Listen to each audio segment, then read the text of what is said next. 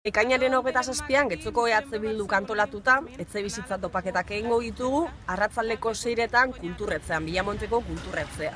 Topaketa horien helburu nagusia izango da etxebizitza problematikaren inguruan hitz egitea eta alternatibetan sakontzea. Herri honetan bizi dugun etxebizitza problematika eta bereziki badira kolektibo batzuk gehiago pairatzen duten arazo hau, adibidez gazteak, emakumeak, guraso bakarrak, etorkinak, edota ahuldade egoeran aurkitzen diren herritarrak.